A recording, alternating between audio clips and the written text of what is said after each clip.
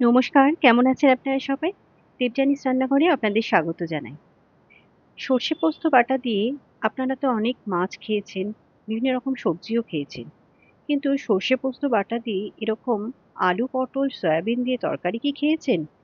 আজকে সেরকমই একটা রান্না করেছিলাম। কিন্তু খেতে হয়েছিল দারুণ। গরম ভাতের সঙ্গে তো জুড়ি মেলা ভার।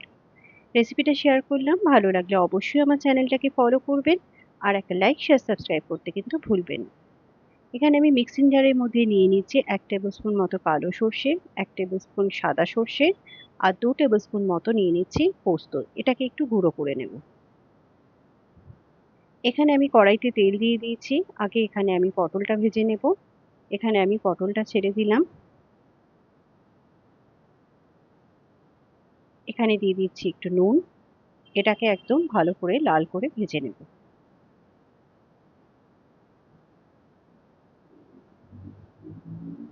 পটলটা কিন্তু ভাজা হয়ে গেছে। এটাকে তুলে রাখবো। এবার এই তেলের মধ্যেই দিয়ে দিচ্ছি কালো জিরে আর কাঁচা লঙ্কা ফোড়ন। ফোড়নটা ভাজা হলে এর মধ্যে আলুগুলোকে ছেড়ে দেব।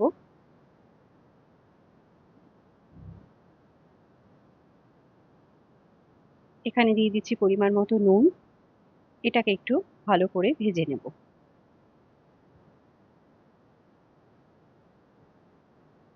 এখানে আমার সর্ষে পোস্তটা গুঁড়ো করা হয়ে গেছে। এর মধ্যে আমি দিয়ে দিচ্ছি পরিমাণ মতো একটু নুন, ২ টো কাঁচা লঙ্কা। আর এটাকে কিন্তু আমি জল দিয়ে না, দুধ দিয়ে বাটবো। ব্যাস এটাও বাটা হয়ে গেছে। এখানে আমার আলুটাও কিন্তু ভাজা হয়ে গেছে ভালো মতো।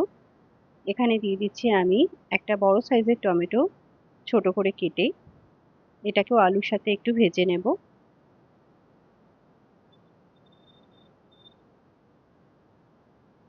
টমেটোটা কিন্তু একদম নরম হয়ে গেছে। এখানে আমি একটু নুন গরম জলে সয়াবিনটা ভালো করে একটু সেদ্ধ করে নিয়েছি। তারপর ঠান্ডা জল দিয়ে জল ঝরিয়ে নিয়েছিলাম। এবার এটাকেও এর মধ্যে ছেড়ে দিচ্ছি এবং আলুর সাথে এটাকেও কিন্তু ভালো করে একটু ভেজে নেব। এখানে আমি দিয়ে দিচ্ছি হলুদ গুঁড়ো, কাশ্মীরি লঙ্কার গুঁড়ো। এটাকে ভালো করে মিশিয়ে নেব।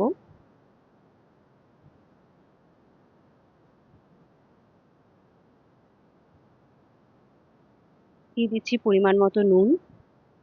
এটাকে একটু আলুর সাথে ভালো করে ভেজে নেব। সয়াবিনটা একটু ভালো মতো ভেজে নিলে এটা কিন্তু খেতে অনেক বেশি ভালো লাগে। এটা ভাজা হয়ে গেছে মোটামুটি। আলুটাও কিন্তু সেদ্ধ হয়ে গেছে। এবার এখানে দিয়ে দিচ্ছি সর্ষে পোস্ত বাটাটা। মিক্সিং জারটা ধুয়ে এখানে জল দিয়ে দেব। এবার এটাকে ভালো করে মিশিয়ে নেব। যেই ভাজা পটলটা ছিল সেটাও এই সময় মিশিয়ে দেব এখানে, যাতে এটাও মশলার সাথে ভালো মতো কষে যায়।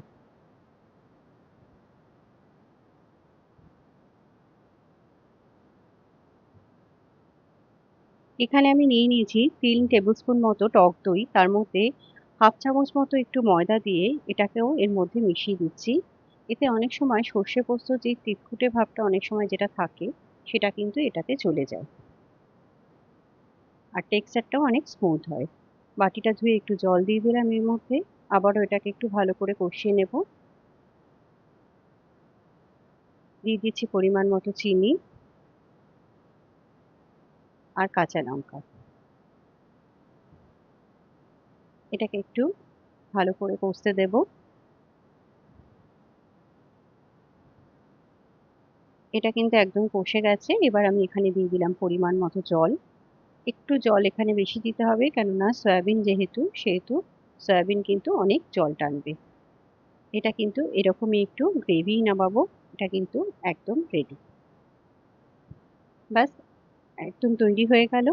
আশা করি এটা রেসিপিটা ভালো লেগেছে। একদম নতুনত্ব। অবশ্যই একবার বানিয়ে দেখবেন আর আমাকে জানাবেন কেমন লাগলো।